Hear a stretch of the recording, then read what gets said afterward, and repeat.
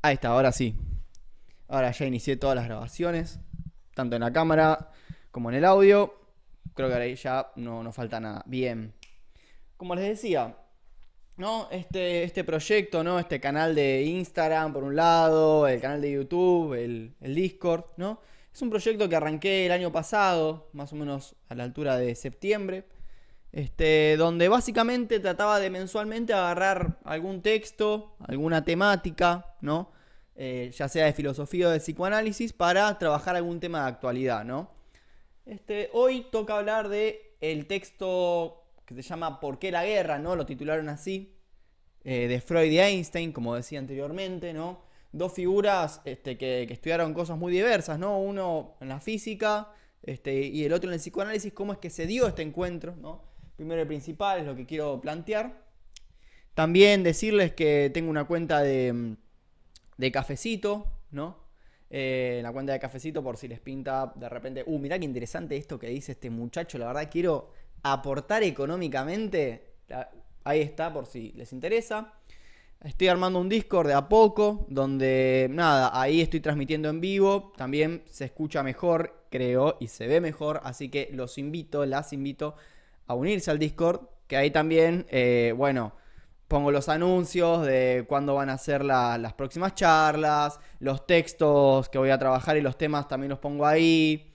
Nada, es algo que lo estoy armando hace no mucho y bueno, si les pinta unirse ahí, todo bien, ¿no? Ah, excelente, bien ahí, Joaquín. Yo estoy, ahora concretamente estoy probando una función que nueva de Discord, que es como no sé, sería como una función de orador, no entiendo bien. Bueno, estamos incursionando en esto, está iniciándose. Eso es básicamente el encuadre, ¿no? De qué va estas charlas, qué formato tiene, pizarra, ¿no? A mí no me gusta mucho el sistema de diapositiva, me gusta más a la vieja usanza, ¿no? Pizarra y en este caso, bueno, fibrones, ¿no? O tiza en su defecto.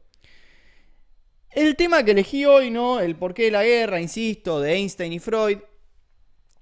Eh, Nada, al principio yo les soy 100% sincero, este año estoy con muchos cierres, ¿no?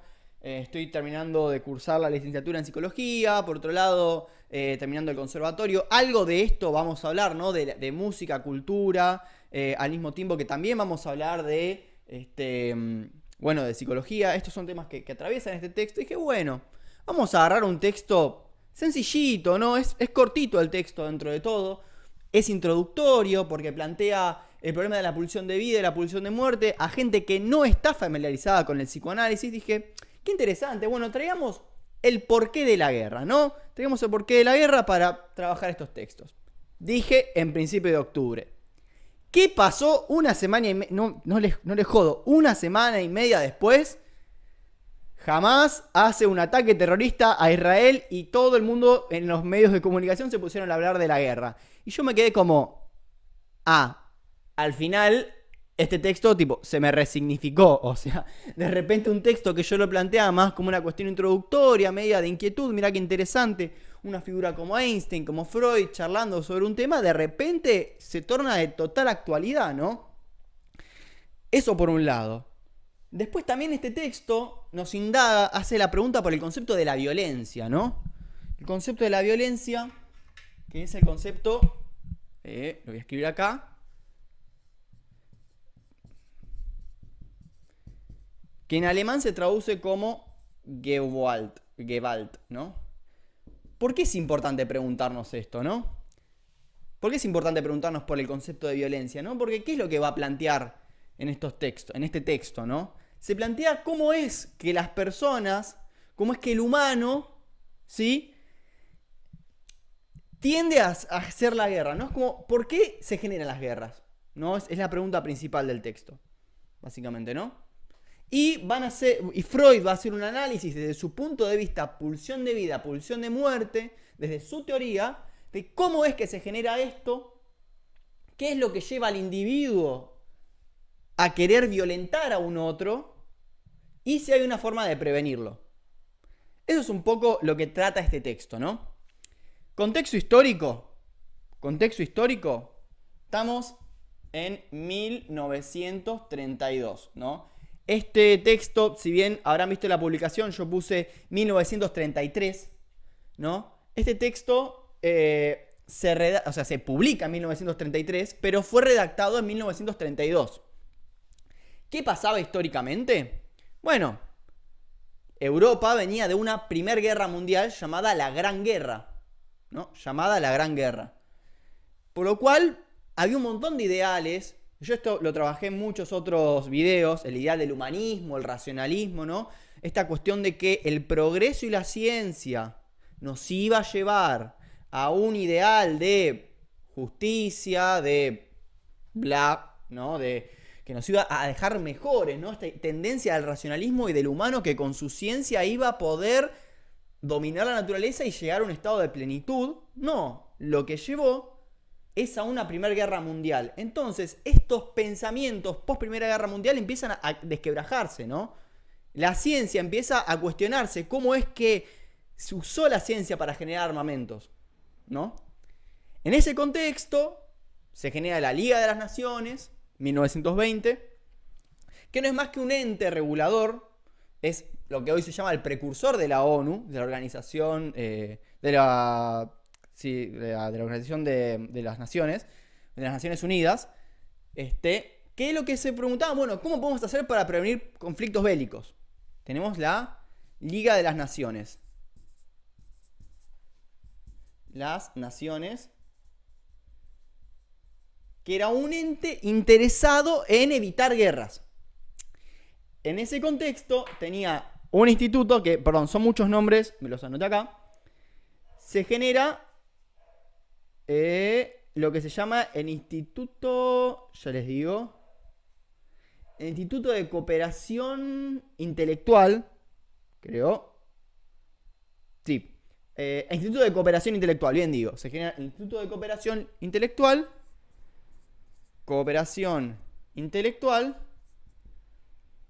Que se propusieron entre 1931 y creo que un par de años después. Bueno, a ver, digámosle a los intelectuales de nuestra época que dialogan entre ellos, invitarlos a dialogar entre ellos en este marco sobre temas de actualidad, ¿no? En ese contexto eligieron a Einstein y Einstein eligió a Freud para hablar de el porqué de la guerra, ¿no? Entonces, en 1933, en julio, Einstein escribe a Freud, le empieza a redactar una carta diciendo, bueno, ya que la Liga de las Naciones con su como Instituto de Cooperación Intelectual me han dicho que elija un intelectual de mi época para hablar de tema de actualidad, lo he elegido a usted porque usted sabe, usted ha estudiado qué es lo que motiva a los individuos. O sea, lo digo en palabras de Einstein, porque se puede problematizar del psicoanálisis esto, pero ya que usted ha estudiado el psiquismo, ¿no?, de las personas, quería hacerle la siguiente pregunta, ¿no? Dice, ¿hay algún camino para evitar a la humanidad los estragos de la guerra? ¿No? ¿Hay una manera de evitar las guerras? ¿No? La primera pregunta, ¿no? ¿Qué es lo que... O sea, si es posible, dentro de la teoría psicoanalítica, algo que pueda hacer que se eviten las guerras, ¿no? Dice, desde mi rama, yo no puedo dar cuenta de eso. Yo no puedo dar cuenta de si es posible que se eviten las guerras. Pongo, ¿es posible evitar las guerras? Dice, desde mi ciencia yo no puedo. Yo no tengo herramientas para poder dar respuesta a esto. Y sin embargo, la gente que sí se dedica a esto nos demanda a los científicos y a los intelectuales que digamos algo para ver si podemos evitarlo, ¿no? Se le demanda a los intelectuales. Se ve que hay una demanda de época de decir, bueno, ¿es posible? Y Einstein dice, bueno, yo propongo, insisto, dice Einstein, no sé nada del tema, pero propongo hacer un ente regulador, ¿sí?, en el cual todos los países se pongan en una relación así se sometan a este poder de este ente regulador que regule los conflictos internacionales, ¿no? Básicamente él plantea la Liga de las Naciones, dice, para él, ¿no? Había que hacer un ente que, como la Liga de las Naciones, regule los conflictos, ¿no? Propone primero hacer ente regulador. Pero dice, igual yo encuentro un problema con esto. Porque este ente regulador tiene que tener, ¿no? Tiene que tener el poder, ¿no? El poder de ejercerlo y un poco dominar al resto el resto de los países que están sometidos a él, ¿no? Tiene el poder de ejercer el derecho, entendiendo el derecho como las leyes, ¿no? El derecho en términos de leyes. Por lo cual habría que cederle ese poder a este ente regulador, según Einstein, para que, nada, los países se puedan, digamos, poner en relación a esto. Y bueno, tendrían que a ver si es posible que esto suceda, ¿no? Porque es difícil que un país decida voluntariamente, bueno, te cedo mi derecho, o sea, mi libertad para que vos ejerzas un poder sobre mí. Eso en primer lugar, lo plantea como incógnita, ¿no? Eso dice Einstein. En segundo lugar, dice. A ver, se me papelaron las hojas. Bueno. Está el número 2. Dice, ¿cómo es posible el segundo? Tipo, ¿cómo es posible que los humanos, haya una tendencia en los humanos a querer generar guerras, ¿no? ¿Por qué hay este instinto de violencia? Un poco le dice Einstein. ¿Por qué hay esta violencia inherente a los humanos, ¿no? O sea, básicamente es, formula la pregunta que hace Einstein, ¿cómo es que ese entusiasmo lleva a los humanos a sacrificar su vida, ¿no? ¿Cómo es que los humanos entusiasmados por la guerra lleva a matarse a sí mismos? Una pregunta así hace, ¿no?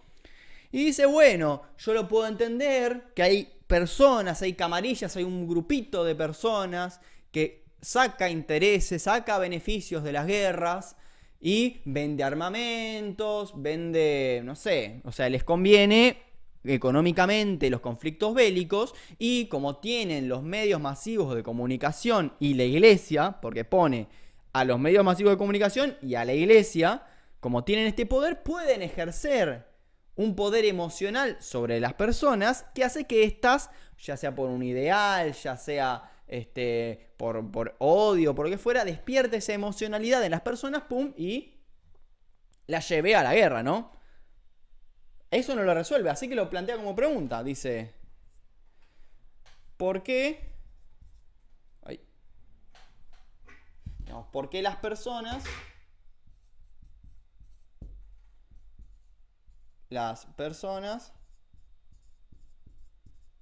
son motivadas a la guerra?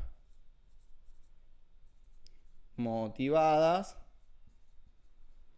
a la guerra.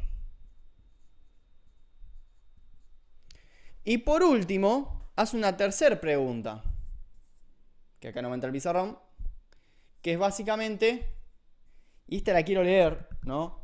Porque me parece que acá Einstein hace algo bien del cientificismo, o sea, algo que se puede encontrar en bastantes textos de científicos, ¿no? Que es ¿dónde está? El control. Acá está, creo, ¿no? Sí. Tuki. Ahí está. Último interrogante. ¿Es posible controlar la evolución mental del hombre como para ponerlo a salvo de la psicosis del odio y de la destructividad? ¿Qué es lo que dice? ¿Es posible controlar la conducta humana para que no se peleen? O sea, para que la gente no se pelee. ¿Es posible controlar la conducta humana? Y lo deja ahí. Y la verdad es que no resuelve. Tipo, deja ahí. Dice, bueno, a ver, Freud, ¿qué tenés para decir al respecto, no? O sea, el tercer interrogante, esperen que señala esta página. Está. ¿Es posible controlar la conducta humana?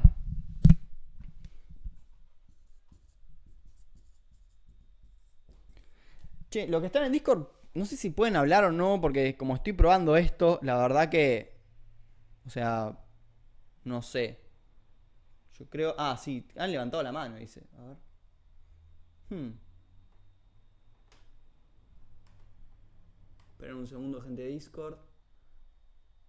Teóricamente podrías hablar, pero no sé. Invitar a hablar, ¿qué carajo? Ahí está. Te estaba re silenciando. Ven, sí, habla todo lo que quieras.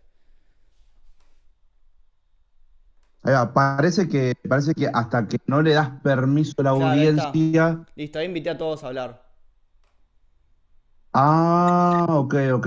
Listo. ¿De?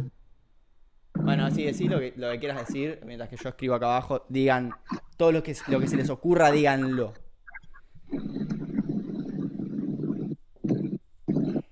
No, no, es muy interesante esto que mencionabas recién, esto de, bueno, ok,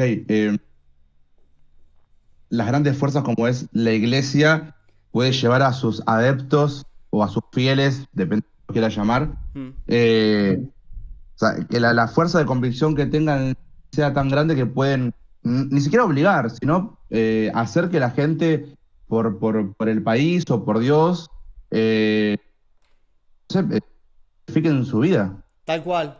Eso lo va a tratar Porque, ahora, en minutos lo va a hablar Freud, cómo es que la iglesia tiene este poder, o por lo menos en esa época tenía ese poder, hoy no sé si alguien se puede someter, pero sí hay ideales que llevan a las personas a cometer actos bélicos, cometer actos barbáricos, ¿no? De matar al otro de repente, ¿no? Eso es verdad lo que señalás.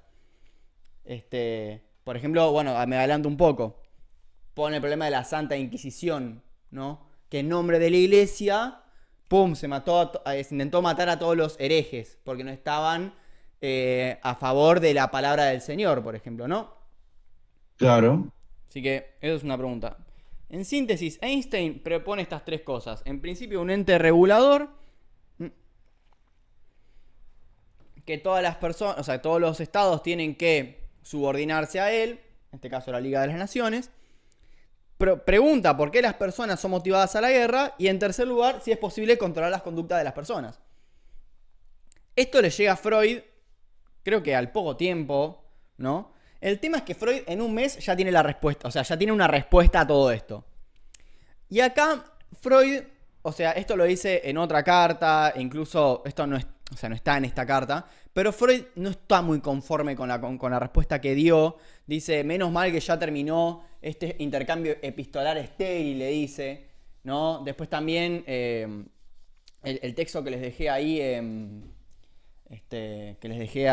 el Discord, ¿no? Está la introducción que hace un muchacho de nombre Strachey, donde comenta que también hubo otro encuentro entre Freud y Einstein, donde decía Freud algo así como, fue una conversación muy fructífera porque él sabe tanto de psicoanálisis como yo de física. Como diciendo, no nos podemos comunicar un nada porque hablamos idiomas re distintos en términos epistémicos. Así que Freud tampoco, o sea, esto Freud responde, pero se puede leer como que está como enojado, ¿no? Yo lo siento enojado a Freud. Y dice, ¿no? A ver, voy a compartir el texto. A ver, ahí está. Creo que ahí lo pueden ver, ¿no? El texto en la pantalla. Yo ahora voy a agrandar un toque. Pero creo que Sí, ahí sí, sí, ver se ve. joya. Bueno, ahora voy a buscar. Ahí está. Estimado profesor Einstein, ¿no? Dice, cuando me enteré de que usted se proponía invitarme a un intercambio de ideas sobre un tema que le interesaba y que le parecía digno de interés de los demás, lo acepté de buen grado, ¿no? Todo bien, feel good, acepté hablar con vos. Esperaba que escogiera un problema situado en la frontera de lo cognoscible hoy y hacia el cual cada uno de nosotros, el físico y el psicólogo, pudieran abrirse una particular vía de acceso de suerte que se encontraran en el mismo suelo viniendo de distintos lados. O sea, hablar un problema común de la física y del psicoanálisis y bueno, ver qué aporta cada uno. Luego me sorprendió usted con el problema planteado, ¿qué puede hacerse para defender a los hombres de los estragos de la guerra? De repente Freud dice, me encontré que me hiciste una pregunta nada que ver. O sea, ¿qué podemos hacer para defendernos de la guerra? ¿Cómo podemos preverla? ¿No? Primero, me aterré bajo la impresión de mí, a punto estuvo de decir nuestra, incompetencia, ¿no? De la incompetencia de ambos, de que no pueden dar una respuesta de cómo prever la guerra. O sea, es como, tipo, mirá, yo hago un psicoanálisis, ¿viste? Soy un clínico, no puedo prever una guerra, ¿no? Pues me pareció una tarea práctica que es resorte de los estadistas. O sea, no le compete, dice a Freud, a mí responder cómo prever una guerra, ¿no? Que también un poco lo decía Einstein cuando le demandaban a los intelectuales, che, loco, ¿cómo podemos hacer para prever esto? Que aparte, 1932, en el 33 que se publica estas cartas, Hitler asume a la Cancillería, ¿no? O sea, estaba en un momento repicado de la historia, donde había mucho nacionalismo, mucha persecución a los judíos, habían ideales que estaban dando la antesala a lo que iba a ser después la Segunda Guerra, ¿no? Estaba en un momento difícil, por eso era tan importante este intercambio epistolar y por eso estaba tanta esa demanda a los intelectuales, porque se veían venir una Segunda Guerra inminente, ¿no? Dice, pero después comprendí que usted no me planteaba ese problema como investigador de la naturaleza y físico, sino como un filántropo que respondía a las sugerencias de la Liga de las Naciones en una acción semejante de la de Fitzdorf Nansen, bla, no importa. Lo que le dice es, al final me di cuenta que vos me lo preguntás como una persona y no como un físico. Me lo preguntás como una persona interesada, no como desde la física, sino como de un genuino interés. Che, mirá, o sea, no sé qué hacer con esto, ¿viste? Y dice, bueno, te voy a contestar, ¿no? Vamos a ver qué podemos hacer con esto, ¿no? Y dice, che, la verdad que esto que planteaste vos, lo que dije anteriormente de la creación de un ente regulador, ¿no? Porque también le dice, todas las soluciones ya me las diste, o sea, las soluciones y los problemas ya los planteaste vos, a mí no me dejás nada, o sea, no voy a decir algo muy distinto de lo que decís, mentira, sí, se manda un desarrollo re interesante, pero, bueno, voy a aceptar esta tarea, ¿cómo se llama esto? Este desafío y bueno, vamos a ver qué podemos decir desde el psicoanálisis de la guerra. Me parece muy bien lo que decís, señor Einstein, respecto de plantear el problema derecho y poder, que es verdad, en general pensamos al poder y al derecho unido, pero yo voy a hacer un pequeño matiz, ¿sí? Yo voy a, en vez de decir poder, lo voy a cambiar por violencia. Por violencia, ¿no? Y dice en el sentido más puro del término. Violencia. Y en alemán, Gewalt. ¿Por qué me interesa este término? Si bien ya lo planteé en la introducción de preguntarnos por el problema de la violencia. Porque este término ya lo trabajé en el canal, ¿no? Así que les sugiero, yo igual voy a explicar, ¿no? ¿Qué onda este término? Porque hay un autor que básicamente forma la identidad de este canal, porque lo tengo en un montón de lugares, que es ni más ni menos que Walter Benjamin, ¿no? Benjamin tiene un texto que se llama Para una crítica de la violencia. En alemán, Zur Kritik der Gewalt, ¿no? Para una crítica de la violencia. Para una crítica de la violencia. Esto es de 1920, también post Segunda Guerra Mundial. Este término Gewalt también lo trabaja Benjamin en el contexto de post Segunda Guerra, no, post Primera Guerra Mundial, ¿sí? Y Benjamin acá va a hacer un análisis que me parece que es muy parecido al que hace Freud, con la diferencia que Benjamin lo piensa en términos del derecho y justicia. Freud también va a deslizar el concepto de justicia, pero Freud tiene en cuenta el psiquismo. Benjamin no, tampoco le interesaba igual, no es que es un error epistemológico, no, para mí no, es simplemente que son dos materias distintas, por lo cual a mí me parecería interesante ¿no? Como también para dar otra lectura a este texto, a ver qué podemos decir entre el texto de Benjamin y el texto de Freud. Como yo les comenté, ya tengo un video al respecto. Si les interesa el tema, yo lo voy a dejar ahí. Pero Benjamin, lo que encuentra acá, Walter Benjamin, que ya vamos a hablar después de este muchacho, un filósofo judío, filósofo marxista, ¿no? Muy interesado en la cultura, en la historia, en la violencia, ¿no? Pero violencia en tanto de cómo es que el derecho y la violencia es una forma de contar historia. Eso también lo va a trabajar Freud, ¿no? ¿Y qué propone Benjamin? Es que en realidad el problema del poder, la violencia y el derecho, ¿no? Se plantea que el derecho, cuando se instaura, es justo, es legítimo y demás, pero en realidad dentro de ese derecho hay relaciones de poder entre vencedores y vencidos, en el cual los vencedores son quienes instauran el derecho y quienes hacen el derecho por y para los vencedores, relegando a los vencidos, ¿no?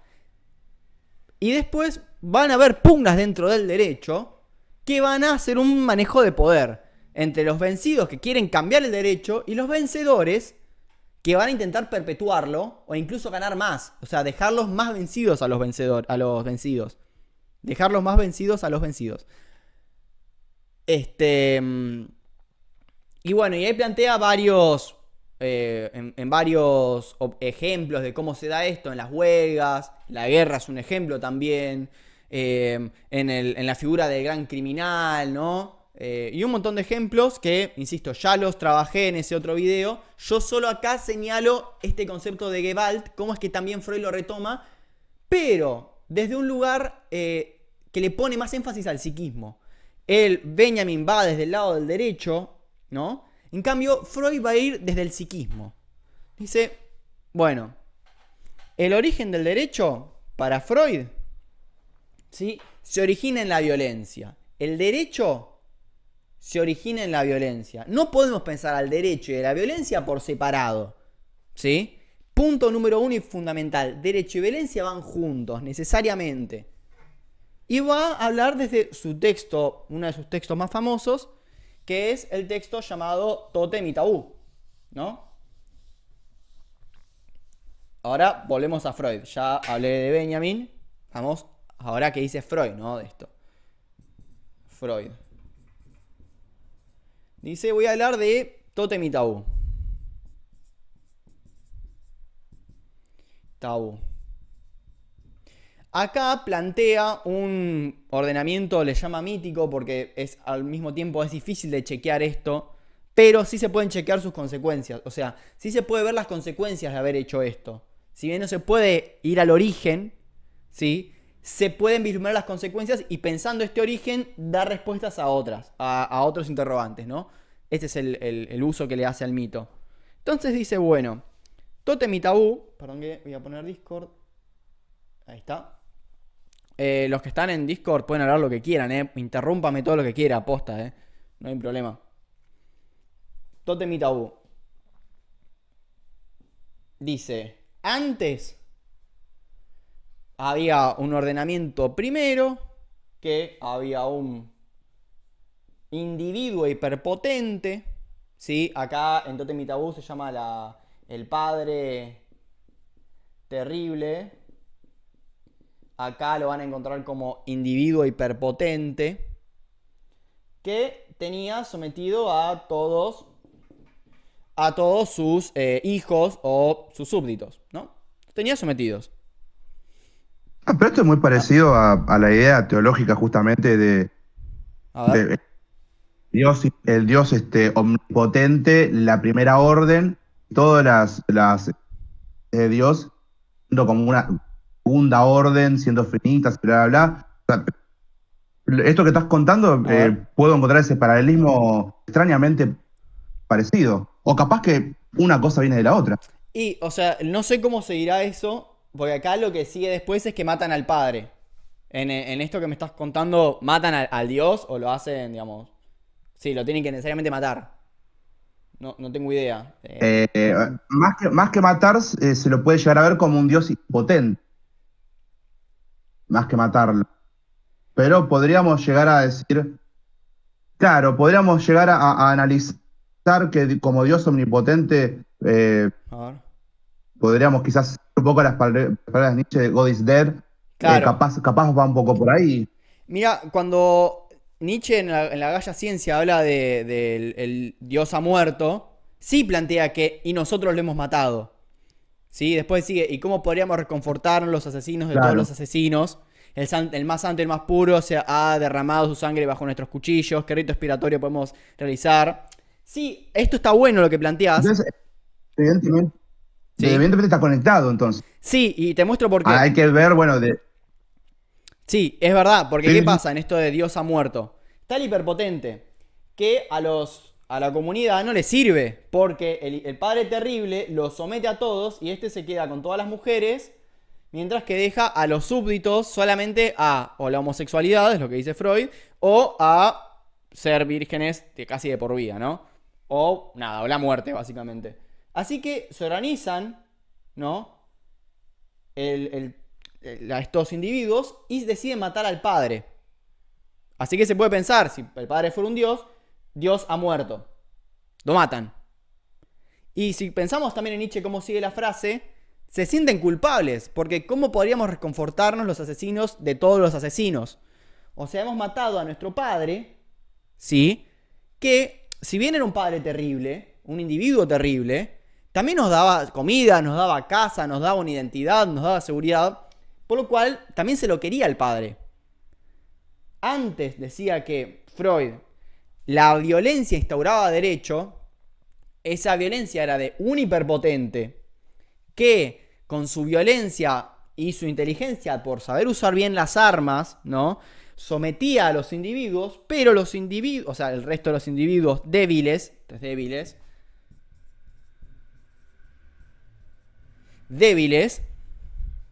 ¿no? Decía, ok, ahora la unión de los débiles hace la fuerza y matan al padre hiperpotente, lo matan. Pero esta unión de débiles es lo que forma el derecho, ¿sí? Y es lo que genera dos cuestiones. Primero, la angustia de haber matado al padre, a su propio padre, ¿no? Y segundo lugar, se cohesiona ese clan de hermanos, se llama clan de hermanos, ¿no? El clan, el clan de hermanos, se cohesiona y dicen, bueno, ahora el que no, este lugar que queda vacante del padre, queda la silla vacía, vamos a hacer la sillita vacía, vacante, tipo no hay nada. Bueno, no sé, quería hacer el brillo del vacío. El que toma ese lugar lo vamos a matar, porque nadie va a tener ese hiperpoder, dice. Por lo cual, esta muerte al padre hace que los débiles se cohesionen entre ellos y generen una comunidad. Hasta ahí, dice Freud, podemos pensar míticamente el ordenamiento del derecho. Ahora bien, esto es un punto de vista ideal y teórico. Porque hay siempre diferencias entre personas, ¿sí? Esta presunción de ser iguales ante el derecho, que se acaba de instaurar por matar al padre, es una falacia, ¿sí? Porque hay diferencias inherentes a las personas y siempre va a haber desigualdades y relaciones de poder, ¿no? A ver, voy a buscar la página donde lo hice y ya lo comparto. perdón. Sí, sí. Mientras buscas eso, no puedo evitar pensar, tuve que ir a googlear la fecha, pero 50 años antes de este diálogo, Sí. señor Dostoyevsky Ah, hablaba en Los Hermanos Karamazov de algo similar también. Esto del tema de matar al padre, siendo alguien él tan terrible, pero bueno, a su manera también les dio todo lo posible para que sus hijos puedan vivir. Y bueno, uno de los hermanos tomando una postura, el otro tomando otra, pero también 50 años antes de todo esto que estamos charlando ahora, Dostoyevsky ya había dado un pequeño pantallazo, y bueno, sí. pequeño no, un pantallazo bastante importante sobre este tema que estás hablando ahora. Es que sí, era una idea que circulaba en la época. Freud lo toma de Darwin, por ejemplo. No, yo no leí Los Hermanos Karamazov, pero sí, también ahí dice algo parecido a Dios ha muerto, del si Dios no existe, entonces todo está permitido. O sea, esa idea, tenés razón, se puede rastrear tranquilamente en Dostoyevsky. No podría decir si Freud lo leyó o no, no tengo idea. Pero sí podemos hablar de, bueno, capaz esa idea ya estaba un poco en la época. Esto de que se mata el hiperpotente y que después quedan en esa deriva, pero forma una legalidad donde el que toma ese lugar se lo mata, básicamente, porque nadie puede tener el lugar del padre. Y acá, bueno, ahí estoy compartiendo pantalla, creo que se ve, sí, ahí se ve, ya agrandando un poco más, dice, es concebible solo en la teoría. En la realidad, la situación se complica por el hecho de que la comunidad incluye desde sus comienzos elementos de poder desigual. Varones y mujeres, padres e hijos, y pronto, a consecuencia de la guerra, el sometimiento de vencedores y vencidos. O sea, ¿no? Este orden ideal de que todos somos iguales ante el derecho, lo que muestra es que no hay, esto no lo dice Freud, esto me parece que es una lectura más de Derrida y Benjamin, no existe la justicia. ¿Sí? Es fuerte porque estamos diciendo que si hay derecho es porque no hay justicia. Es fuerte, ¿no? Porque la idea de la justicia, eso también lo charla Benjamin ahí, en su texto que había planteado, el para una crítica de la violencia, siempre se es alcanzada mediante una idea de justicia, mediante una racionalidad, mediante la razón. Y lo que vemos, o sea, lo que vemos en la práctica cotidiana, es que el hecho de que exista el derecho no garantiza ese ideal de justicia y por lo demás no existe. O sea, ¿y por qué no existe? También porque está el derecho sometido a una violencia. Se tiene que generar una violencia para que el derecho pueda surgir. Para Benjamin, las guerras, por ejemplo, ¿no? Es una forma de instaurar un derecho. Para Freud también, vamos a ver cómo. Freud matando al padre con la violencia, en este mito del clan de hermanos y la horda primitiva, ¿sí? Por lo cual, siempre el derecho va a favorecer a alguien, ¿no? ¿Y qué es lo que dice acá, ¿no? Y por lo pronto, a consecuencia de la guerra, el sometimiento de vencedores y vencidos que transforman en amos esclavos. O sea que los vencidos van a estar en lugar de los esclavos y los vencedores en lugar de quienes generan el derecho, ¿no? A ver, corro acá. Y borro. Ahora bien, ya dijimos que esto es un mito, sirve para pensar el derecho, sirve para pensar que somos teóricamente iguales ante el derecho, pero al mismo tiempo nos damos cuenta de que esta igualdad es ilusoria, ¿no? Ahora bien, ¿cómo continúa esto Freud? ¿Sí? Dice, ok, si vamos a un punto de vista más, por así decirlo, más cotidiano del derecho, vuelvo a escribir derecho, nos encontramos que incluso ese derecho no va a ser de una vez y para siempre. Va a haber pugnas de poder, ¿no? Va a haber pugnas de poder. Por un lado van a estar, sí, va a estar los vencedores.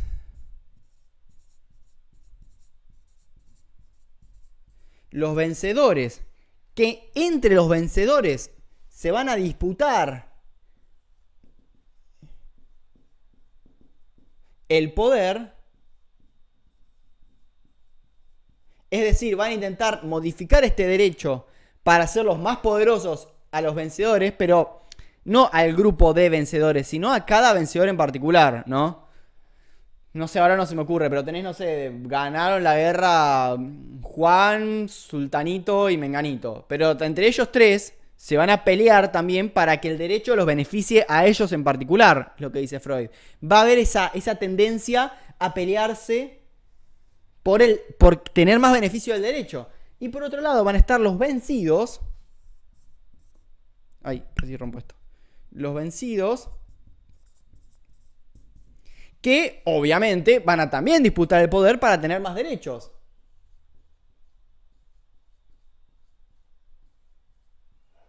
Y acá voy a decir un poquito más de Freud y vuelvo a Benjamin, ¿no? Para tener más derechos. Obviamente los vencidos se ve mejor porque son los que menos derechos tienen porque han sido vencidos. Y van a tratar de sacarle a los vencedores el mayor rédito posible. Hasta que va a llegar un momento que esto va a ser insostenible, dice Freud, y se va a sublevar. Dice, va a haber una sublevación, o eventualmente se va a sublevar, se va a, digamos, a generar una guerra, ya sea civil, no en este caso, caso que hayan conquistado, una guerra civil, la cual va a poner en pausa el derecho hasta que se vuelva a ganar una de dos partes y se funda un nuevo derecho. Esto es lo mismo que dice Benjamin, muy parecido, en el texto que cité, el Para una crítica de la violencia, donde el tipo, como dije anteriormente, va a haber una violencia que perpetúe el derecho, la de los vencedores, y una violencia que intente subvertirlo, pero siempre el derecho está atravesado por la violencia. Esto quiero que quede bien claro, ¿no? Porque la violencia y el derecho no pueden ir por separados, por más que se lo piense así. Es verdad, el derecho media para que no se generen otras situaciones violentas, pero para que se funda el derecho es necesario de la violencia. Eso es lo que plantea tanto Freud como Benjamin, ¿sí? Y por otro lado, Benjamin dice que los vencidos van a intentar hacer huelgas, paros. Hablaba del fenómeno del gran criminal, donde una persona iba a subvertir el derecho y se lo iba a venerar, ¿no? Para justamente garantizarse más poder. Ahora bien, ¿por qué insisto que el derecho y violencia van de la mano? Porque acá le hace la crítica a la Liga de las Naciones, Freud. Dice, por este motivo es que la Liga de las Naciones está media endeble.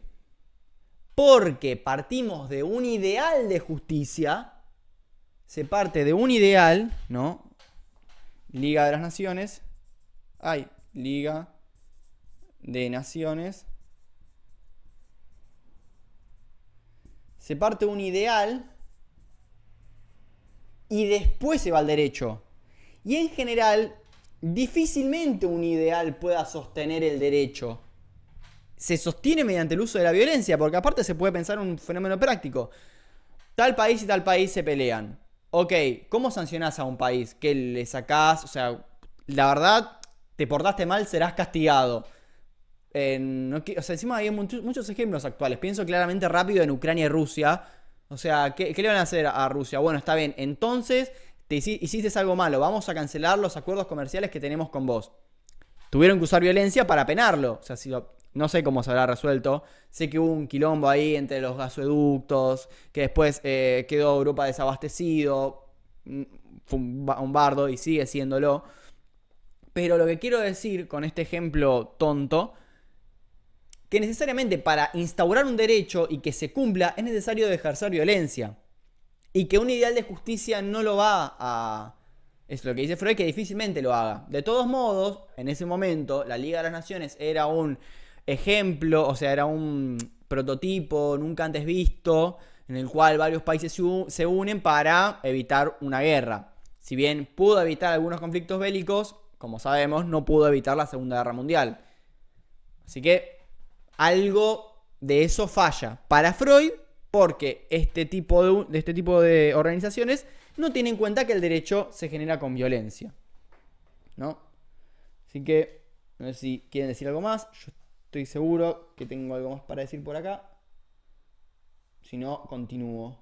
No, a ver, no, me pasa que te escucho y muchos casos a la cabeza. Voy a poner un poquito en el barro con el tema del aborto, ¿no? Hay quienes dicen Bueno, la vida empieza a partir de la concepción, y hay personas que dicen la vida empieza a partir del parto. ¿Quién de los dos tiene razón? La verdad es que no me interesa ahora mismo, pero o al revés, yo digo, los dos tienen razón. Cada uno tiene sus argumentos para decir que tienen razón. Bueno, ahora, cuando no estaba legalizada el aborto, ejercía violencia hacia personas, por ejemplo, víctimas de abuso y de violación, ¿no? Sí. Hay una violencia en contra de ellos. Ahora, cuando se legaliza el aborto, se ejerce violencia, por ejemplo, hacia las personas que no están de acuerdo. Entonces, no, es prácticamente imposible impartir, por ejemplo, justicia o que sea justo, o bueno, justamente justo para todo el mundo. Siempre va a ser, todos los procesos van a ser violentos para una parte de la sociedad.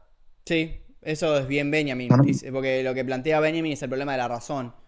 O sea, si bien claramente yo estoy mucho más de acuerdo con legalizar el aborto, eso personalmente, me parece que si no se ejerce mucha violencia del lado del Estado, ¿no?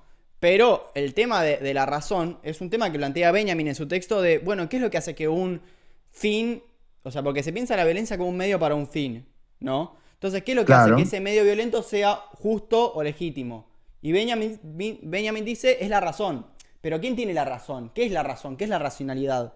Y se pelea con, con ese ex- concepto, ¿no? Que después, igual, en ese exactamente. contexto, me parece que estaban pensando, igual un poco de años, no, 17 años después, sale el texto de teoría crítica, teoría instrumental, o teoría instrumental, y sobre teoría instrumental y teoría crítica de Horkheimer, donde pone, porque esos son autores que se preguntan por el concepto de ideal, de lo racional, y lo que dicen es que hay una razón instrumental, que es más la razón práctica, no sé si práctica en términos de Kant, porque no leía Kant, pero sí una razón de que más resolutiva, utilitaria, donde la crítica queda de lado. Lo que me parece que en estos, o sea, que los debates en general, hay que ver hasta qué punto tiene en una perspectiva de un otro, ¿no? Más de una razón instrumental.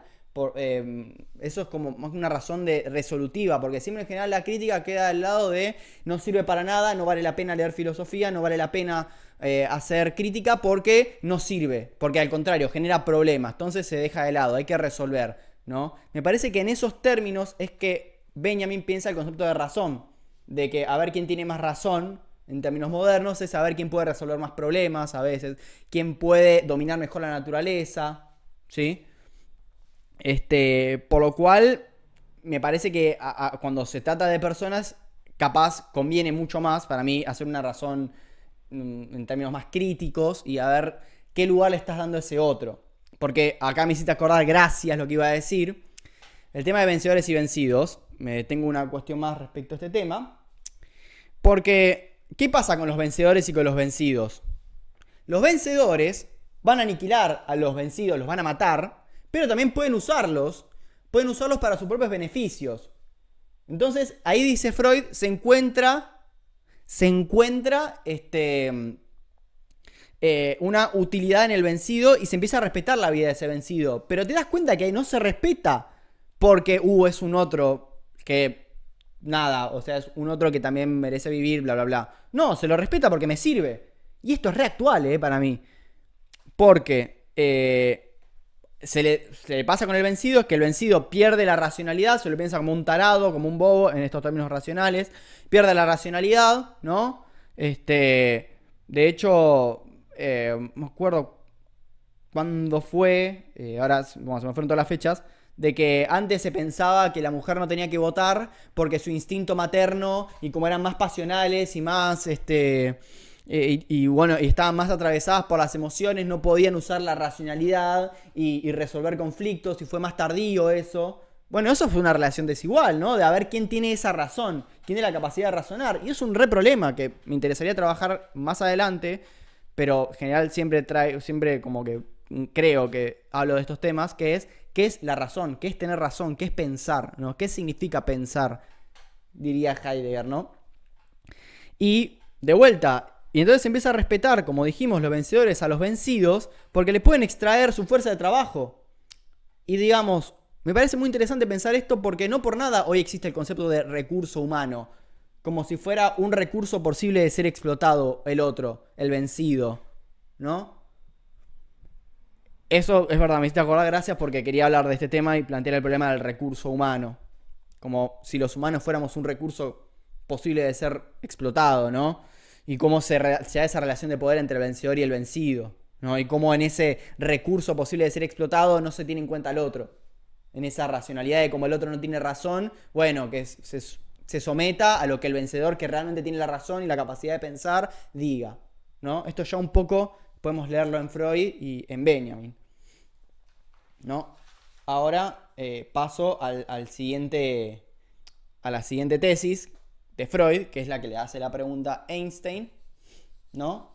Que es, ok, bueno, hasta acá todo muy lindo, pero ¿qué es lo que hace que un humano sea motivado a hacer la guerra o a matar al otro? Y acá dice, ok, yo acá voy a hablar de mis conceptos de pulsión de vida y pulsión de muerte, ¿no? O sea, punto número 2, ¿qué motiva a las personas a la guerra?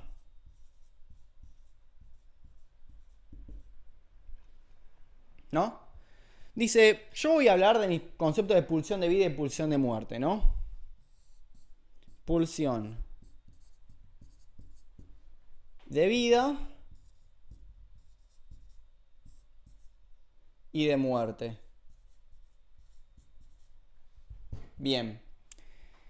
Ahora, con estos conceptos, dice Freud, bien, la pulsión de vida por un lado lo podemos tomar del Eros, del banquete de Platón, que yo también tengo un video al respecto, del Eros de Platón, en el cual la pulsión de vida mantiene, es una tendencia orgánica, le llama, una tendencia orgánica a que, voy a hacer el cuerpito humano, me parece, a que, nada, se mantenga todo unido, ¿no? Y nada se desarme, ¿no? No es que de repente a mí se me cae una piel o se me desarma un brazo, ¿no? Porque hay algo en mi organismo que hace que esté unido. Por el otro lado está la pulsión de muerte, que todo lo contrario, dice, da una vuelta hacia lo inanimado, hacia lo inorgánico, el estado nirvana. Son todas frases para decir que hay algo también en el humano que lo tira hacia morirse. O sea, lo lleva a su destrucción. Esto no hay que entender a la pulsión de muerte como pulsión de destrucción, porque ahora vamos a ver cuál es el pequeño matiz. Solamente quiero señalar que lleva la pulsión de muerte hacia la destrucción del humano. Ahora se puede decir rápidamente, ok, entonces la pulsión de destrucción lleva al humano a la guerra, la pulsión de vida no, por lo cual este está bien y este está mal, ¿no? Freud va a decir, lo primero sí, o sea, la pulsión de destrucción puede llevar a la guerra, la pulsión de vida no, teóricamente. Ahora bien, es difícil separarlas. Sí se puede pensar en amor, odio. Sí se puede pensar en amor-odio, pero no se puede pensar en términos de bien y mal. No es que la pulsión de vida está bien, la pulsión de muerte está mal. O sea, porque es difícil separarla. Y acá uso primero un concepto de la termodinámica, que es la entropía y la entalpía. La entropía, por lo que yo me acuerdo de haber cursado el CBC, pero es rápido lo que voy a tomar de esto, ¿no? Entropía es lo que mantiene organizado o unido a un montón de partículas, ¿no? Pulsión de vida, ¿no? Este ejemplo de entropía, pum. Pero la entalpía tiende a la destrucción, tiende al desorden, ¿no? Mientras que la entropía mantiene el orden, la entalpía al desorden. Ahora, para que el humano y nosotros nos podamos autoconservar, necesitamos destruir algo. A ver, si yo tengo hambre, ¿no? Mi cuerpo degrada, se autodegrada, por así decirlo, pero yo necesito comerme una palta, un tomate, una zanahoria para poder sobrevivir. Por lo cual, tengo que destruir algo de lo externo para que mi organismo siga usando energía para unirse, pero en ese fenómeno de autoconservación tengo que destruir. O sea que la pulsión de vida y la pulsión de muerte están juntos. Mientras que por un lado, comiéndome la zanahoria y la palta, me garantizo mi subsistencia, por así decirlo. Por otro lado, tengo que matar esa zanahoria y esa palta. Y se puede responder, bueno, entonces me hago una plantación de paltas y zanahorias. Sí, pero tuve que intervenir a la tierra, tuve que intervenir no sé, el ecosistema, ¿no? Piensen hoy, por ejemplo, las grandes fábricas de las industrias ganaderas, las industrias este, el agro, ¿no? Cómo es que interviene la naturaleza para garantizar digamos, un consumo. Porque esto es lo otro, porque yo dije que era orgánico todo esto, que es algo de la biología. Freud lo plantea en esos términos. Sin embargo, Freud siempre tiene en cuenta lo afectivo. Si bien esto no lo charla Freud, me interesa señalarlo como pregunta, ¿no? ¿Hasta qué punto? Porque la pulsión para Freud no tiene que ver necesariamente con una necesidad orgánica de que comer, tipo, no sé, lo propio de lo humano, ¿no? O sea, para Hegel esto. Eh, Comer, dormir, tener sexo, hacer necesidades y chau. No, también la pulsión puede ser, yo no quiero comerme un plato de, no sé cómo llamaste, una carrot cake. Yo quiero una chocotorta, loco. ¿Viste? Se refina porque los consumos, ¿no? ¿Hasta qué punto la pulsión de vida y la pulsión de muerte yo quiero mostrar cómo va más allá del orgánico y también hace que se intervenga la naturaleza y se intervenga, digamos, se intervenga, sí, la naturaleza, el mundo y propiamente al humano, cómo se intervienen estas pulsiones al humano para generar consumos y también cómo es que en esos consumos también están. Y que no necesariamente es algo orgánico. A ver, tener un celular no me va a garantizar sobrevivir, ¿no? Pero sin embargo es una necesidad hoy como está organizado el mundo. Y para tener el celular tengo que destruir el litio, tengo que esclavizar a los chabones que van y recuperan el litio y un montón de quilombos, ¿no? Así que quiero ir más allá de esto porque Freud lo plantea en términos orgánicos, pero es un concepto que claramente se extiende más allá del orgánico y que se puede pensar en consumos que van más allá de una necesidad básica de supervivencia. Bueno, dije mucho. Y después, bueno, está en el amor. Dice, en el amor también, en el enamoramiento. Porque para el enamoramiento tenés a una persona que le idealizás, la amás, la idealizás, pero después te das cuenta que no era esa idea que vos pensabas y que te das cuenta que esa persona, che, loco, al final no era tan grosa o grosso como yo lo pensé, al final era un tarado más. Y entonces el amor y el odio también están pegados en el fenómeno de idealización y enamoramiento. Así que todo esto para decir, la pulsión de vida y la pulsión de muerte difícilmente se puedan separar, ¿no? Ahora continúa, ¿no? Dice, sin embargo, yo voy a llamar, Freud dice, pulsión de destrucción cuando la pulsión de muerte va hacia afuera. Hasta ahora estuvimos hablando cómo la pulsión de muerte se encarga de que el organismo se destruya, consumiendo energía de afuera, pero la pulsión de destrucción es cuando ambas pulsiones de vida y de muerte van hacia el exterior para, bueno, justamente destruir el exterior y a liberar al cuerpo. ¿Por qué? Porque si no la pulsión de muerte queda adentro del individuo, porque si yo quiero ser no sé, una persona que no quiere joder al mundo, por así decirlo, y digo, bueno, la verdad quiero desligarme de la pulsión de muerte, la verdad la pulsión de muerte lo único que hace es destruir y yo me quedo sentado acá, sin comer, sin tomar agua, sin nada, y me voy a morir. ¿Por qué? Porque mi organismo está constantemente yendo hacia su destrucción. Entonces, necesito ir hacia afuera y tomarme una agüita, comerme una palta, comerme una zanahoria para, lo que dije anteriormente, para que al consumirlo pueda garantizarme mi autoconservación, pero tuve que destruir algo de afuera, ¿no? Ahora bien, otra posición de destrucción también lo ve en la moral, dice. En la moral es altamente destructiva y se genera en la cultura incluso, ¿no? Este es un texto que también está en el canal que se llama El malestar en la cultura, en el cual Freud justamente habla de cómo a la cultura, a la civilización, hay un punto donde genera malestar y casi como que nos domestica un poco, nos condiciona, nos determina y genera más malestar de lo que soluciona. No sé si más, porque acá va a decir otra cosa. Pero sí genera mucho malestar, algo que la civilización se la piensa como algo re piola. Mirá qué inteligente que soy por ser civilizado. Pero también genera moral, ¿no? Así que, volviendo a la pregunta, ¿qué los motiva a las personas a la guerra? Bueno, la pulsión de muerte. Dice que hay algo de la destrucción que es necesario para la supervivencia que se va hacia afuera, ¿no? Que aligera al individuo cuando cuando va la pulsión de muerte afuera. Y en las guerras, y esto retomo lo que vos dijiste, Joaquín, hace un ratito, en las guerras se da algo muy puntual. Dice lo siguiente. Dice lo siguiente. A veces, en general, en las guerras, las dos pulsiones están juntas. Porque una persona puede ir a combatir una guerra,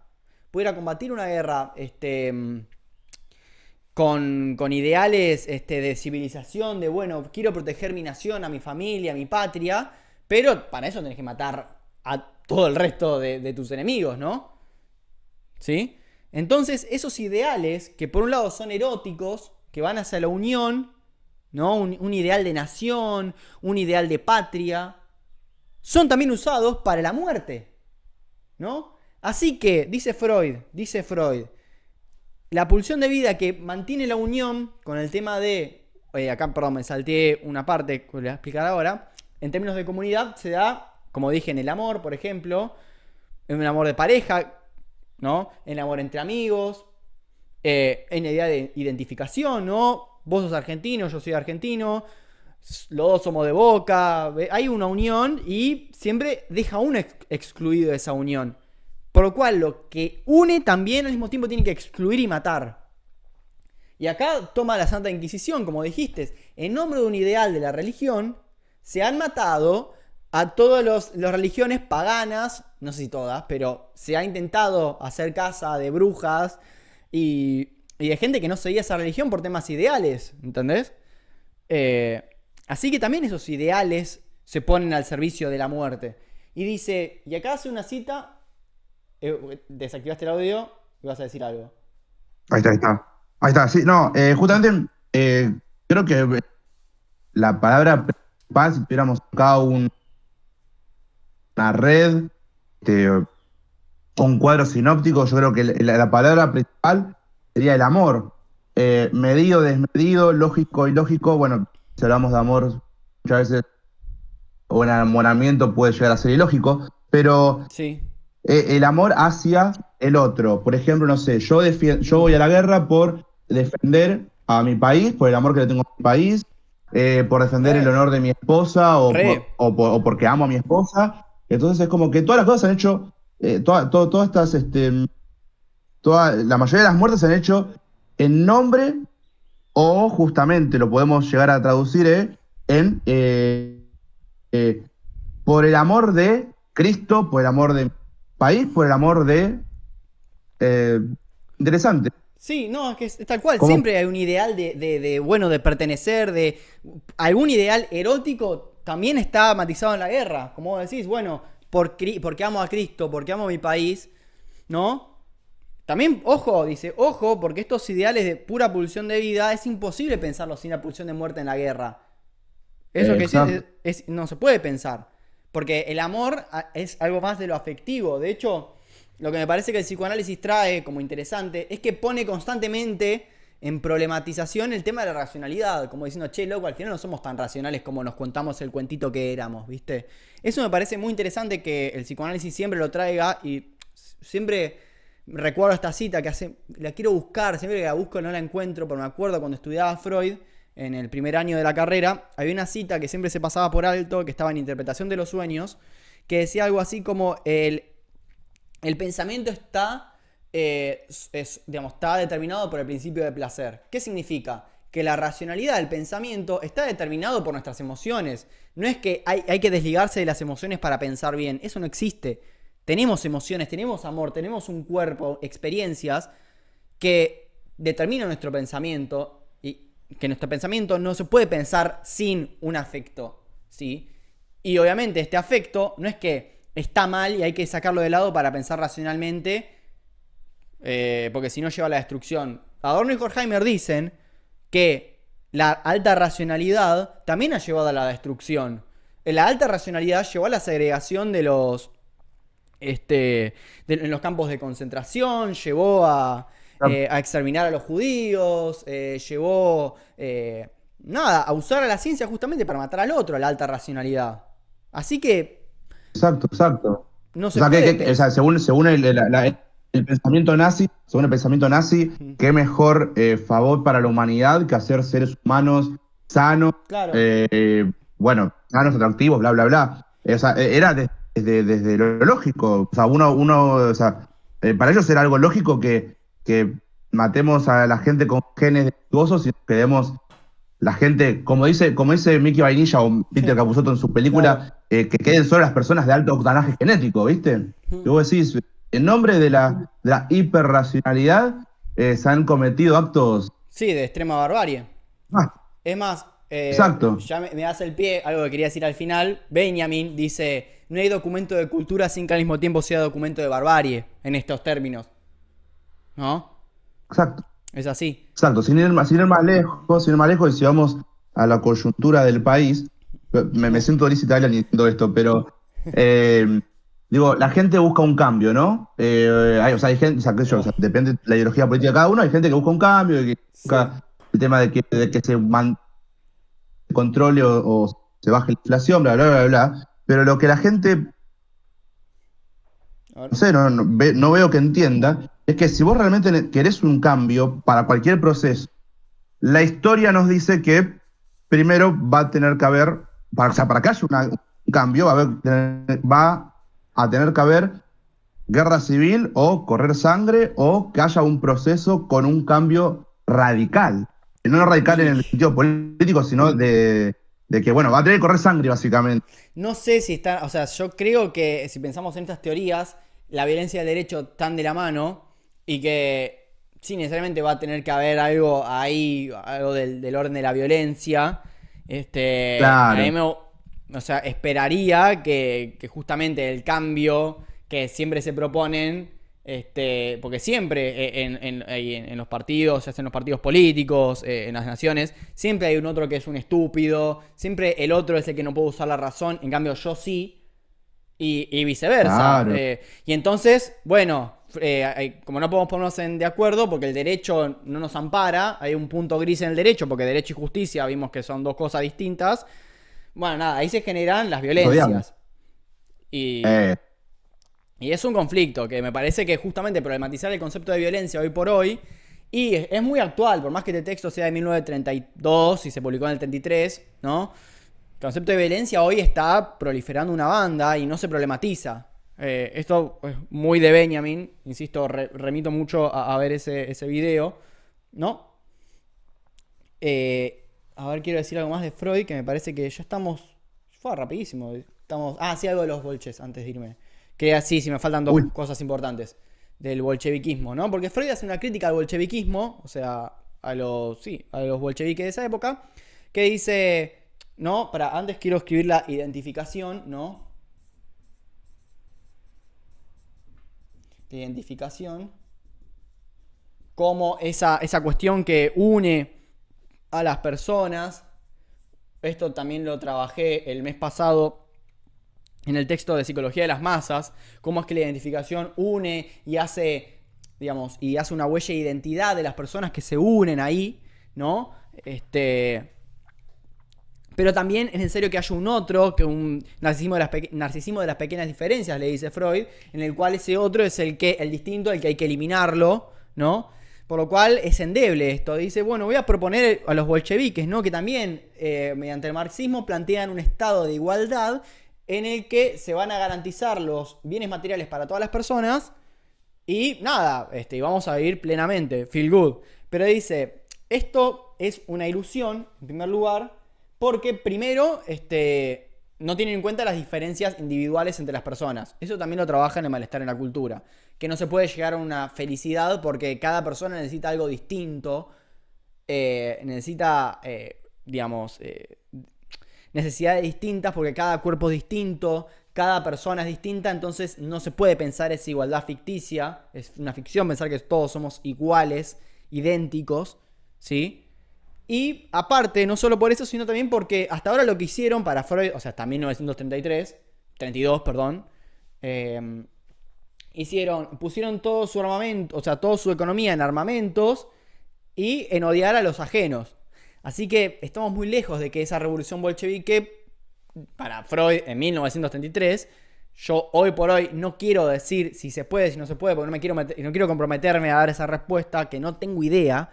Porque es un tema del pensamiento de izquierda hoy por hoy. ¿Qué es la izquierda? Si la izquierda es muy idealista, si es necesario leer a Marx, si es importante. Para mí, sí, para mí es muy importante leer a Marx. Para mí, personalmente, da muchas respuestas o problematiza muchas cuestiones sociales. Dicho sea de paso, Benjamin era marxista y lo estoy trayendo todo el tiempo. Hay algo de la ideología de izquierda que para mí me parece muy interesante y muy relevante. No sé si el proyecto político es algo para mí que pueda responder algo. Para Freud dice que no, para él no, porque se ha puesto siempre, se ha invertido en armamento y también en generar un odio al otro. Eso es lo que me parece, ¿no? Bueno, lo que dice Freud y lo que me parece del comunismo y de la izquierda, ¿no? Que para mí es muy interesante leer marxismo. Incluso dentro del marxismo hay gente que no está de acuerdo con el Estado comunista. Bueno, la escuela de Frankfurt se pregunta, bueno, ¿el comunismo tiene vigencia hoy? O sea, hoy en 1937, yo creo que, no sé, Jürgen Habermas creo que sigue vivo, pero es uno de los principales problemas, que incluso dentro del marxismo se interrogan por la idea de comunismo. Así que para mí comunismo y marxismo son dos cosas distintas, ¿no? Que a veces se lo ponen en la misma bolsa y para mí no. Pero bueno. Y eso nos lleva al tercer punto y final, que es acá, es re polémico Freud, que a mí me dio como... me costó un poco leerlo porque primero entendí una cosa y después entendí otra, que se hace una pregunta. Hasta ahora respondió, digamos, lo que le pidió Einstein, y ahora va a responder otra. O sea, va a hacer otro interrogante y lo va a responder. Dice, ok, pero permítame el atrevimiento de hacerle la pregunta. La siguiente pregunta, que es básicamente, ¿no? Hacía tanto anticipación para. ¿Por qué nos horrorizamos ante la guerra? ¿No? ¿Por qué nos horrorizamos ante la guerra?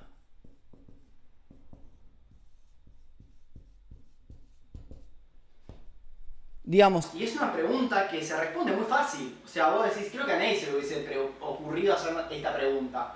Es re incómodo pensar, che, bueno, ¿y por qué me jode la guerra? Es como, flaco, obvio. Es obvio que me va a joder la guerra, obvio, flaco. ¿Y qué es lo que dice Freud? Hay respuestas muy obvias y las voy a enumerar. Dice, porque tenemos derecho a la vida, porque aniquila promisorias vidas humanas, pone al individuo en situaciones indignas, lo compele a matar a otros, destruye valores materiales. Y aparte, y esto cito una canción de Rise Against, ¿no? Que se llama Hero of War, ¿no? Héroe de guerra. Dice Freud, ahora nos da oportunidades de cumplir el viejo ideal heroico. No podemos cumplir el viejo ideal heroico. ¿Qué es este ideal heroico? El ideal de que ahora, ¿no? Con tu, digamos, ay, no me jodas. Bueno, no sé, decidió morirse mi computadora, pero retomamos rápidamente con lo que venía diciendo, ¿no? Que lo último que dije es, ahora la guerra no da oportunidad para cumplir el viejo ideal heroico, ¿no? Hay una canción, como mencioné, de una banda que yo escucho bastante o que estuve escuchando mucho este año, que se llama Rise Against, que se llama Hero of War, ¿no? Acá, miren cómo me echo la cultura popular. Rise Against. Recomiendo, que se llama Hero of War, ¿no? Este ideal de heroico, como veníamos hablando, este ideal heroico de que por mi patria, por mi nación, ¿no? Voy digamos, a defender mi bandera y demás. Hay un momento en la canción, en el puente, que dice que al héroe de guerra, al protagonista, al que narra la historia de esta canción, dice, y se me acerca una mujer, dice, entre el humo aparece una mujer que tiene una bandera blanca y se me acerca. Entonces yo le digo, no te acerques que tengo que, si no, o sea, por favor no te acerques porque tengo que matarte. Y el tipo la termina matando. Yo me quedé, che, loco, pero ¿por qué el Hero of War en este tema mató a la mujer? A esta mujer. Revisando internet, encontré un excombatiente yanqui que no sé dónde fue a combatir, la verdad no tengo idea, donde explicaba esta parte de la canción. Me pareció muy interesante. Porque ¿qué pasa? Él decía que es muy común que a las mujeres, en donde él fue a combatir, no quiero decir que eran palestinas, porque, o sea, digo por la edad del tipo, por la costumbre esta de religiosa, a las mujeres se las suele llenar digamos, de explosivos. Entonces el tipo no se va a jugar digamos, a que la mujer se acerque y darle contención, porque puede ser una trampa que lo puede matar a él. Y el tipo que estaba, o sea, este excombatiente que comentaba esta canción dice: yo también tuve que tomar esa decisión de matar gente. Por lo cual, ¿qué es lo heroico de la guerra? ¿Qué ideal de heroico hay en matar al otro por tu patria, ¿no?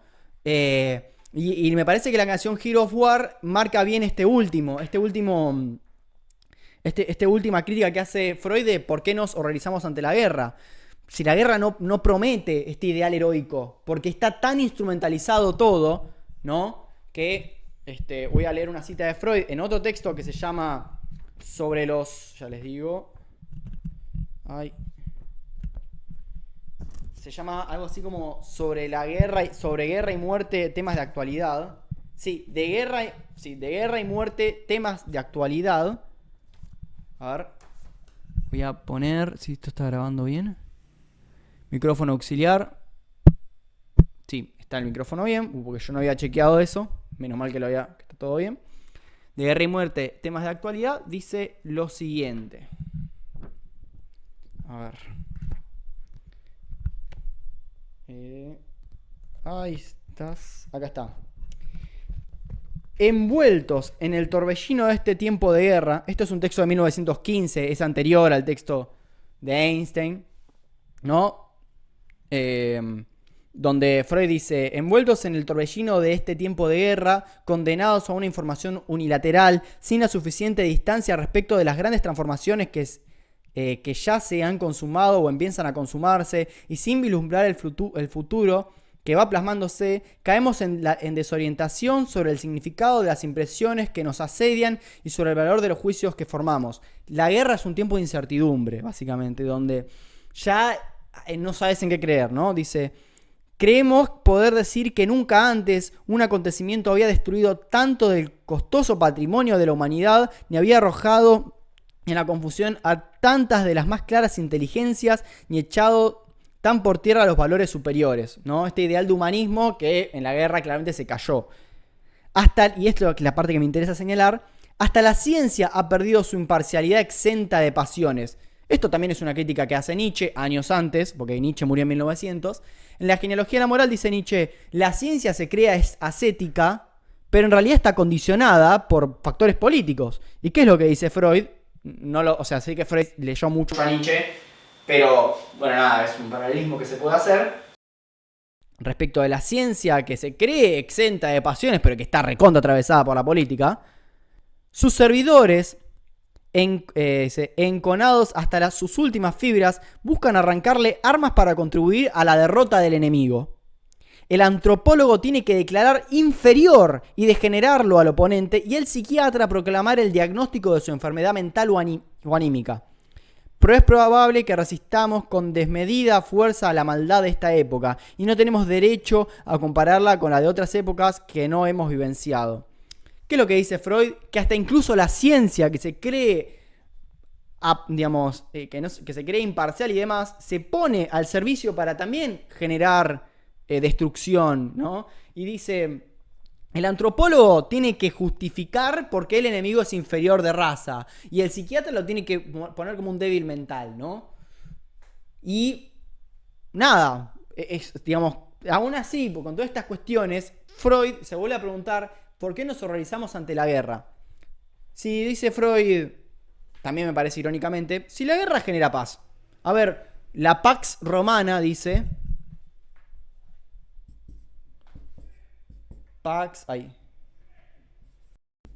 Romana. Cuando el Imperio Romano avanzaba sobre los pueblos bárbaros, ¿no? La paz romana era una paz para Roma. Así que se puede pensar medio contradictoriamente que la guerra genere paz. Ahora bien, sabemos que esta paz, primero, solamente sirve para los romanos, es decir, para los vencedores, y que eventualmente va a resquebrajarse y va a, nada, no va a servir. O sea, va eventualmente va a generar una guerra para que los vencidos tengan más derechos. Hasta incluso es una imparcialidad, porque justamente los que tienen paz son los romanos, no los bárbaros, por todo lo que dijimos antes. Porque se los mata a los bárbaros, porque se los usa para extraerle su fuerza de trabajo, ¿no? A los vulnerables se los explota, ¿no? Pero continúa Freud, para que agarró el texto de Por qué la guerra. Acá está. Continúa y dice, básicamente nos sublevamos contra la guerra nosotros porque somos pacifistas. O sea, nosotros, ahora de Einstein y Freud, somos pacifistas, ¿no? Y no podemos hacer otra cosa más que sublevarnos con la guerra. O sea, perdón, usar la palabra sublevarnos. Creo que sí. No importa, no podemos hacer otra cosa más que ponernos en contra de la guerra. Pero, ¿por qué nos ponemos en contra de la guerra y nos creemos superiores? Porque estamos civilizados. Por una idea de civilización. Civilización. Como somos hombres civilizados, Freud y Einstein, nos podemos dar el lujo de estar horrorizados ante la guerra. Y tenemos muchos argumentos, pero primero nos civilizamos. Y la palabra civilización, no me fijé el término alemán, que suelo hacerlo, está muy ligado a la cultura. Cultura y civilización, en el porvenir de la evolución y en el malestar en la cultura, van juntos estos términos. Porque ¿qué hace la civilización y la cultura? Cultura en términos de Freud. Como dije, hay un texto que se llama El malestar en la cultura. Sí, perdón, pasa que chequeo cada tanto que esté todo grabando. Y sí está grabando, pero me agarra como un infarto. Que la cultura es un proceso que une, está más ligado a la pulsión de vida.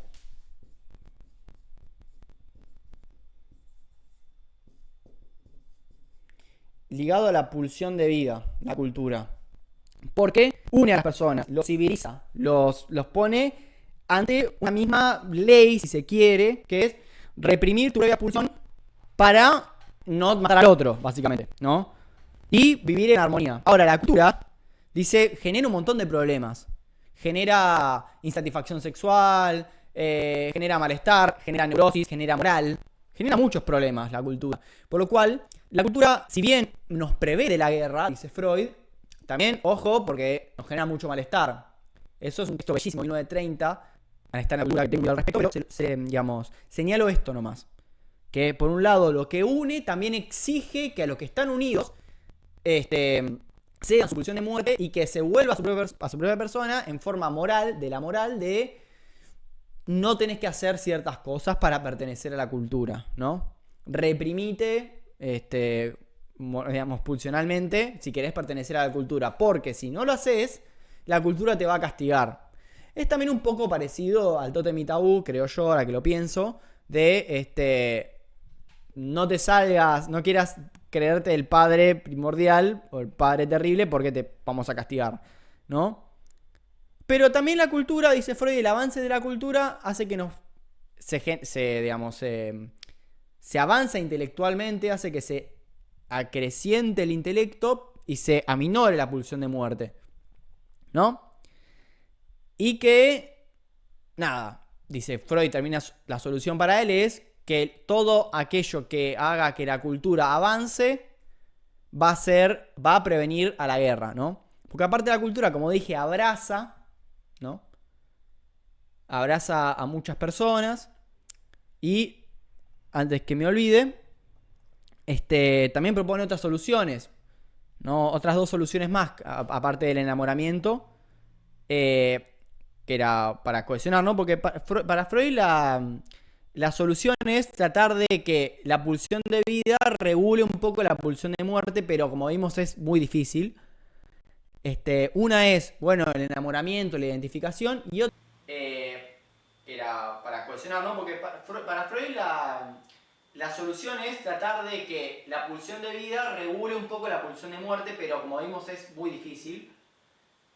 Una es, bueno, el enamoramiento, la identificación, y otra es el precepto el precepto bíblico de ama al otro como a ti mismo, ¿no? Hacer una suerte de humanidad entera, de que somos todos iguales, ¿no? Amar al prójimo como a ti mismo, pero esto es re difícil, dice Freud, y también eso lo plantea el malestar en la cultura.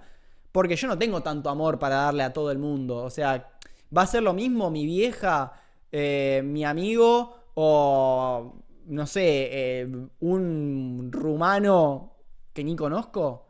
No, o sea, claramente va a haber diferencias en la manera de amar a esas personas, por lo cual no puedo pensar a amar al prójimo en esa igualdad, ¿no?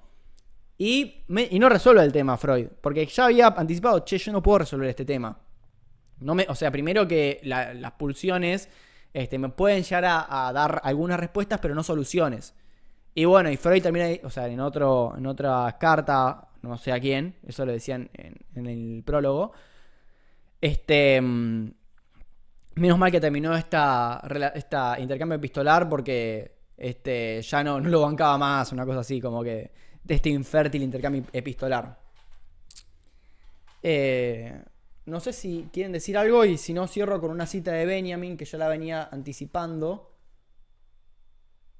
Muy infértil, Sí. pero tenemos una clase de 1 hora y media y podemos seguir si quisiéramos, o sea, Sí, sí, muy, eso todos pensamos lo mismo, tipo, muy infértil, pero el chabón se mandó una clase de pulsiones y de explicación y bueno, nada, es tal cual. casi. Sí, sí, sí. Y ahora, bueno, quiero cerrar con esta cuestión que hemos dicho, de que todo documento de civilización es al mismo tiempo documento de barbarie, ¿no? Porque, como dije, esta charla está muy en relación a Walter Benjamin. Ay, encima está todo dura la computadora, no quiero tocar algo en falso y que se rompa todo, pero que no. Restaurar, porque tenía ahí citada la tesis de Walter Benjamin. Este es de un texto que se llama Sobre el concepto de historia, ¿no? Donde Benjamin se estaba escapando de los nazis, ¿sí? Y se da cuenta cuando llega a Port Bou, que es la frontera entre Portugal y España. De ahí, cuando iba a pasar España, se iba a ir a Brasil, ¿no? Pero estalla la guerra civil, ¿no? La guerra civil española, y entonces se cerró la frontera. Benjamin, envuelto en la desesperación, dice, che, yo creo que si me quedo un día más acá en Portbou, me llega la Gestapo y me aniquila porque soy judío y marxista. O sea, todo lo que para los nazis está mal, ser judío y marxista. Y dijo, bueno, escribió un texto magnífico que se llama Sobre el concepto de historia, a veces traducido como tesis sobre la filosofía de la historia, ¿no? Si no, voy a hacer una cosa, voy a cerrar el Chrome, porque no quiero que se me tilde la compu, lo voy a leer y después cuando lo resubo voy a poner la tesis bien. Yo mientras les digo que es la tesis número 7 del texto sobre el concepto de historia. No quiero tocar nada porque nada, la compu recién se me apagó. Es cortita, deben ser 2 párrafos. Ya con esto cierro, porque a veces se puede pensar, ¿por qué la traigo? Porque la idea de cultura, esto que dijimos, cómo es que a veces un ideal de civilización genera también guerra. Esto Freud no es que lo desconoce, pero me parece que está bueno también recordarlo, que no estas cuestiones ideales, también Freud lo llama la dictadura de la razón, ¿no? Cuando piensa, bueno, ahora me acuerdo que podría haber dicho otra cosa, ¿no? Cuando Freud piensa, someter cuando dice, bueno, entonces también se podría pensar someter a todas las personas a una persona, a otra, digamos, a una segunda persona, ¿no? Intelectual, ¿no? Que se someta a la dictadura de la razón y que no use el derecho para su favor. También es como, digamos, como, ¿cómo hacer esta? Conferirle mucha confianza a una persona que no sabes, ¿no? Me parece que esto está pasando quizás hoy por hoy con los grandes empresarios, ¿no? Como, bueno, dejémosle a estas personas que a veces se autodenominan filántropos, ¿no? Que regulen las cosas porque lo van a hacer bien. Es como, no sé. Pero bueno, esta cuestión de la razón quería señalarlo, ¿no?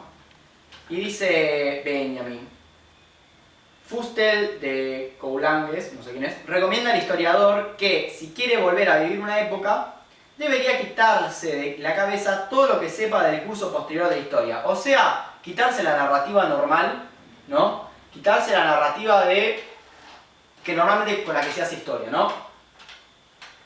Dice, mejor no puede definirse el procedimiento que ha roto el materialismo histórico. Es la corriente marxista, el materialismo histórico. Es un procedimiento de empatía. Su origen es la desidia del corazón, la sedia que desalienta a apoderarse de la auténtica imagen histórica que fulgura fugazmente. Hay una imagen histórica que fulgura y se nos escapa, ¿no? ¿Cuál es esa imagen histórica? Según los teólogos de la Edad Media, se consideraba que este sentimiento era la causa originaria de la tristeza. Flaubert, quien se ha familiarizado con ella, escribe: pocos advertirán lo triste que uno tiene que estar para querer resucitar Cartago, ¿no? Este texto es un texto bastante críptico, donde lo que se pone a pensar es cómo se hace historia, ¿no? Por eso le importa tanto cómo interpretamos la historia. Hay que desaparasitarse de esa narrativa chata de, bueno, San Martín cruzó los Andes y chau, o bueno, y digamos, de los romanos expandieron su imperio y chau, ¿no? O sea, dentro de eso, de esos relatos, hubo mil y otras interpretaciones, ¿no? Que la dejaron, digamos, que dejaron de lado a los vencidos, ¿no? Y digamos, se pone el triunfo a 2, 3 personas cuando en realidad fue un montón más, quizás, ¿no? La naturaleza de esta tristeza será más nítida si se plantea la pregunta de con quién simpatiza el historiador del historicismo. La respuesta es sin duda con el vencedor, por lo cual el derecho no solamente va a pertenecer al vencedor, sino también la historia, el relato histórico va a pertenecer al vencedor. Y vamos a empatizar con el vencedor, ¿no? O sea, no por nada hay muy pocas críticas a los Estados Unidos, me parece, que fue quienes ganaron la Segunda Guerra, y es un tema que a mí me interesa mucho, cómo la cultura estadounidense impacta en Latinoamérica. A mí el proceso de americanización a mí me llama mucho la atención, ¿no? Ahora voy a hablar un poquito más de eso y ya con eso cierro, les juro. Los dominadores de cada época son los herederos de aquellos que alguna vez vencieron, ¿no? Por lo tanto, la empatía por el vencedor estará siempre del lado de los que han dominado en cada época. Con esto se ha hecho suficiente para el materialista histórico. Quienes han vencido hasta este día marchan en el cortejo triunfal de los dominadores de hoy, realizan sobre lo que hoy yacen en la tierra. O sea, básicamente veneramos a los vencedores en la historia. Como se acostumbra, en este cortejo portan consigo el botín. Se los designa como bienes culturales. Esto lo podemos pensar, por ejemplo, los franceses con los egipcios. No, mírenlo como los arqueólogos franceses encontraron estas esculturas tan bellísimas y no piensan que están expropiando a los egipcios de su propia cultura, sino que son, mirá qué inteligentes que son los franceses, ¿no? Por ejemplo, se los expropia de bienes culturales. Ellos deberían contar con el materialismo histórico con un observador distante. O sea, lo que plantea Benjamin es que el materialismo histórico, el marxismo, se puede apartar de esos procesos culturales y reinterpretar la historia. Pues lo que este observador ve como bienes culturales tiene sin excepciones un origen que no le puede pensar sin el horror. O sea, para que se piense que el vencedor es un tipo culto de cultura, no se puede pensar sin el horror de una violencia, de una guerra, de alguien que fue vencido. La existencia de estos bienes es deudora no solo del esfuerzo de los grandes genios que los crearon, sino también de la servidumbre anónima de sus coetáneos. No sé qué significa coetáneos, perdón. Y acá es donde viene la cita, perdón que haya tardado tanto. No hay nunca un documento de cultura que no sea a la vez un documento de la barbarie. Y así como el documento no está libre de la barbarie, tampoco lo está el proceso de transmisión por el cual ha pasado de uno a otro. En la medida de lo posible, el materialista histórico se aparta de tal transmisión. Considera que su tarea es cepillar a contrapelo la historia. acá hay dos frases de Benjamin. Cepillar a contrapelo la historia y no hay documento de cultura que no sea documento de barbarie. Ojo con pensar a la cultura, dice Benjamin, como algo re piola. Es verdad que Freud lo piensa en otros términos, lo plantea también como un malestar la cultura, pero a veces se usa los ideales de cultura para agredir al otro. Los ideales de la razón, ¿no? Los ideales de que el otro no piense y yo sí. Y por eso no hay documento de cultura que no sea documento de barbarie. Y al mismo tiempo hay que hacer la historia a contrapelo, ¿no? Historia de no lineal de cómo los romanos invadieron los bárbaros y chau, ganaron. Sino, bueno, ¿qué onda ahí? ¿No? ¿Qué pasó con esos bárbaros que no pudieron contar su historia? ¿No? Y con esto doy por finalizado con la charla. Nada, me parece que, bueno, también lo nombré a San Martín ahí medio al pasar, justamente porque está medio también, se problematizó raramente la figura de San Martín, ¿no? Está como hoy por ahí problematizada, porque por un lado es el liberador de nuestra nación, por otro lado hay que sentir vergüenza porque, ¿cómo se llama esto que decía? De que nos sacamos de encima la corona europea, tenemos que sentirnos avergonzados. Hay como una cuestión también de cómo se está hoy por ir reinterpretando en esta historia, que hay que tener cuidado, o por lo menos poner la atención ahí, porque nada, la interpretación histórica está justamente sujeta a una interpretación, y que lo que hace es perpetuar un vencedor y un vencido, y que hay que revisar de dónde vienen esas interpretaciones. No hay nunca una interpretación objetiva.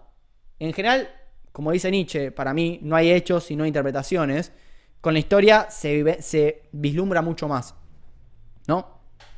Así que bueno, perdón por ese corte extraño. Espero haberlo sobrellevado bien. Medio al final estaba medio rari porque nada, este corte no tenía pensado que esté. Entonces me desestructuró un toque.